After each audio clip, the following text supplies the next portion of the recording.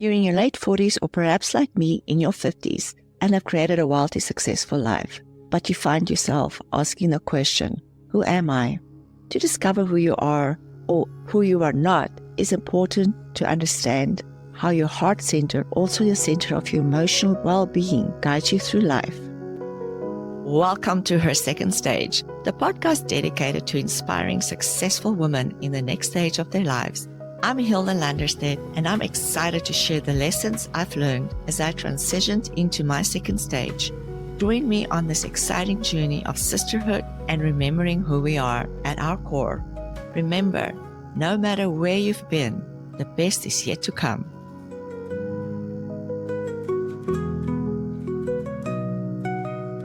In the episode Inner Wisdom, I used the car as an example of how our inner executive council guides us and should work together as a team. The vehicle is our body, spirit is our driver, mind is our navigation system, and our heart is the steering system. So to understand our inner emotional world, we need to discuss the role of the heart as the proverbial steering wheel of our lives. We can understand if the vehicle has no steering wheel, how stressful it will be, and we'll really get nowhere. But through understanding the voice of our hearts and listening to it, we can tap into our truest desires. I want to explore with you how to check in with your heart, create a sense of safety without walls, and navigate the delicate balance of walls and boundaries in order to create a life of abundance. If you want to get an overview of the heart as part of the Executive Council, listen to the episode called Inner Wisdom. Unfortunately, through our business and working lives and careers, we have taught to only make decisions with our mind. Not only making decisions, but solving all of our problems and finding solutions through our mental abilities only.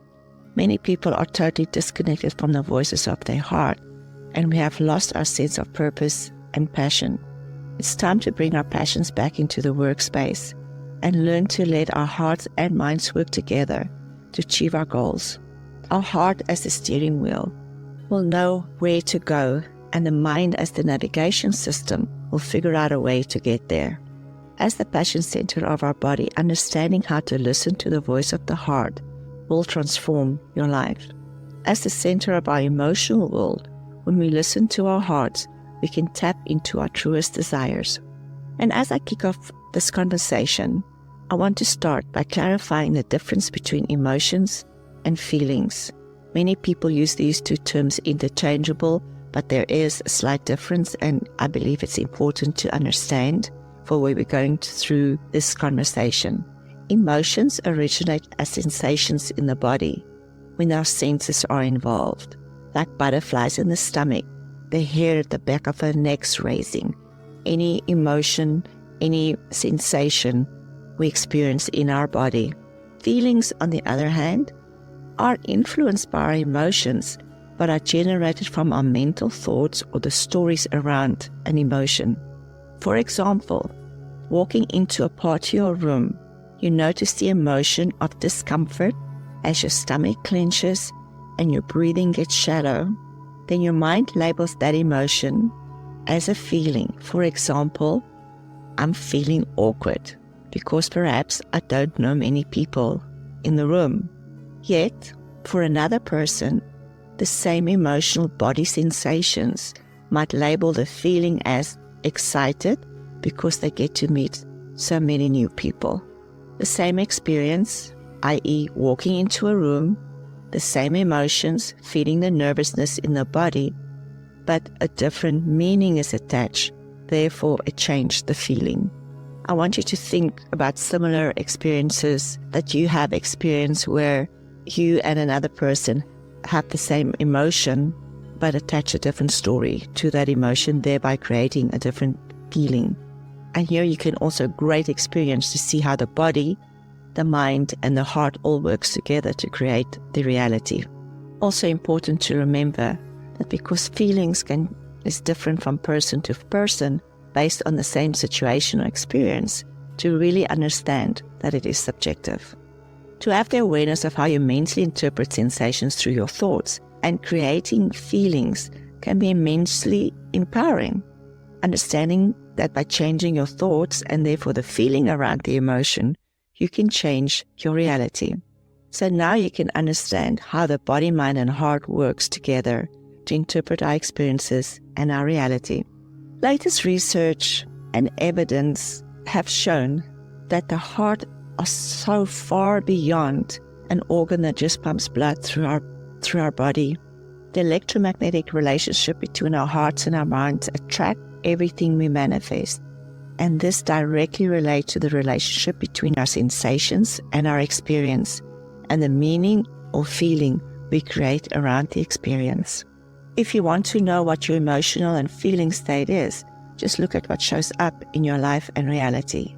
The minute you become conscious of your emotions and the impact of your emotions to create feelings, you will begin to understand how powerful you are, as you have the ability to change the relationship between emotions and feelings simply by changing your thoughts. Mastering this concept will change your life. We've discussed how we create feelings based on the interpretation of emotions and sensations. Another action many take is to ignore and suppress these emotions and sensations by totally disconnecting from them because they feel unsafe. Too unsafe to make sense of the emotion. We don't just disconnect from ourselves, we also disconnect from the world around us, further supporting the feeling of unsafe. Many people confuse emotional safety as something other people need to make them feel, as opposed to creating this emotional safety within themselves. By expecting others to provide your emotional safe space, a lot of power is given to other people, and often to the detriment of yourself. Learning to understand our emotions, how we create feelings, allows us to create inner safety for ourselves and live more authentically and fully. The benefit of creating your own inner safety is that you will learn what your emotions are and what the feeling relating to that emotion is, and the habit you create is to take care of yourself first.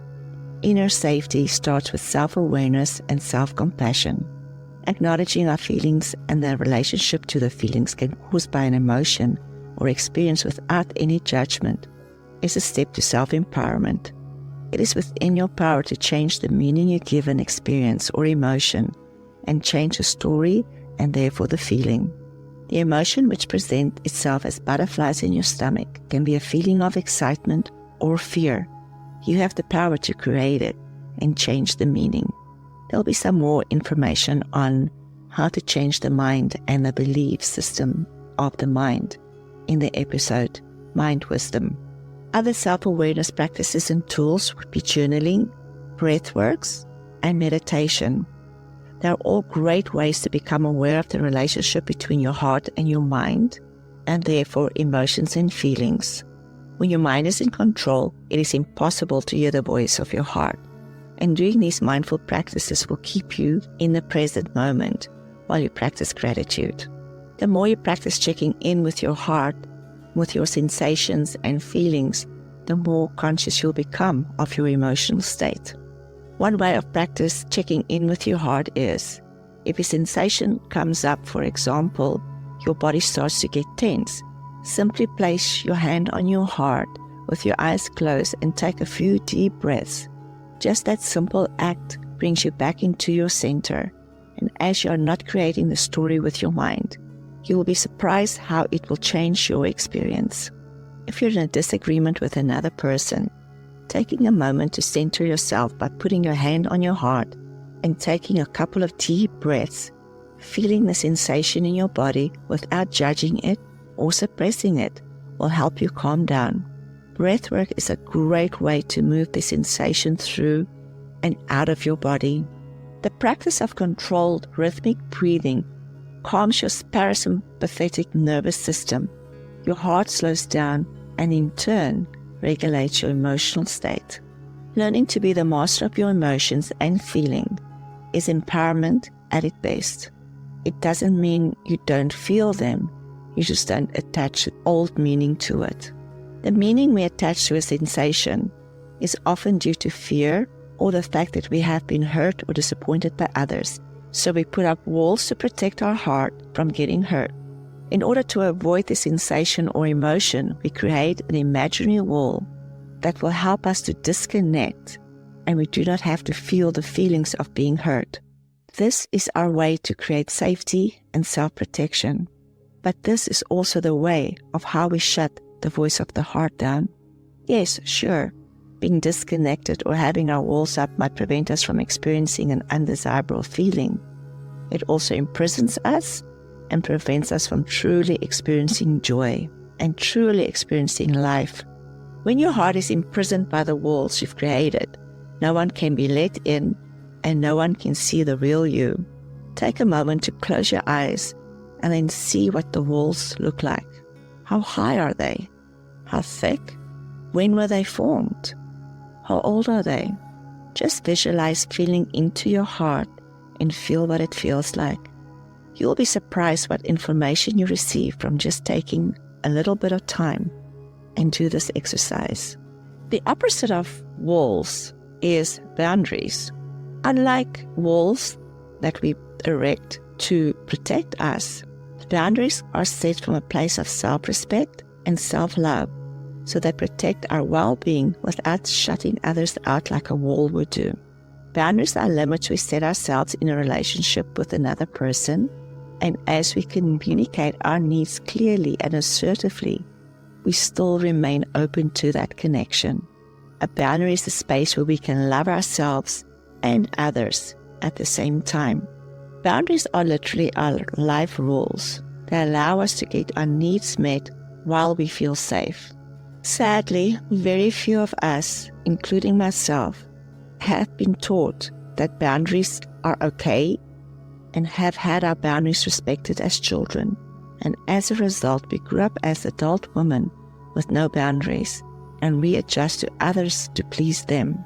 For me, this personal journey to breaking down my walls and replacing them with my boundaries was really hard. And the feeling of vulnerability was unpleasant, to say the least. I was blessed that I have a tribe that supported me in this journey of letting go and staying safe at the same time. Through setting clear boundaries, I learned to know, understand, and respect myself, and the outside world started mirroring that back and respected me more as well. Sometimes setting boundaries for the first time and stating your needs and how you expect to be treated could be received with animosity by people close to you. Your having boundaries does not serve them or their needs, especially if they don't have boundaries either. Not doing our self-work or setting boundaries and breaking walls down could mean that we neglect our own needs, put the needs of others ahead of ours, and this could lead to negative effects on our physical and mental health.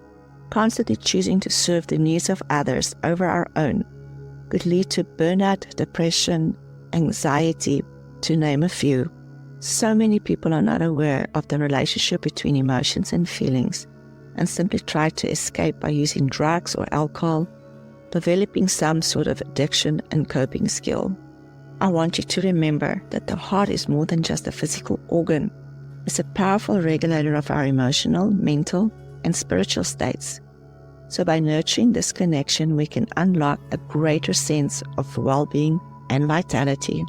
A practical step you can take to start embracing opening your heart, breaking down your walls and boundaries is by daily heart check-ins, where you put your hand on your heart, take some breaths, and become aware of the sensations and emotions.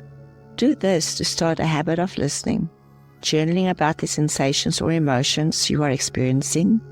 Connect these through thought patterns to understand your feeling state. These practices will give you immense insight into your heart-mind connection. As you have these insights, you can decide to create a different feeling around the emotion, even if this makes you feel vulnerable. Over time, as you practice, the vulnerability will disappear. Just take baby steps and be gentle with yourself as you navigate this journey. I think vulnerability is a very scary feeling for many people. In this phase of our lives, we've all been hurt by others. And besides that, just going through all of the change we are experiencing as we enter our second stage of life and feeling insecure about what life has in store for us or what the future might hold, make it really, really scary to be vulnerable. I want to invite you to start looking at your walls and replace them with boundaries.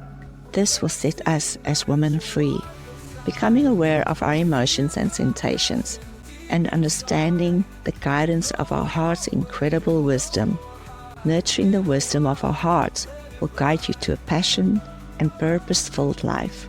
Thank you for joining me for this episode. Please like, subscribe, and share this podcast with your friends. Follow me on social media and visit Her Second Stage for more information and supporting tools for women in their second stage of life.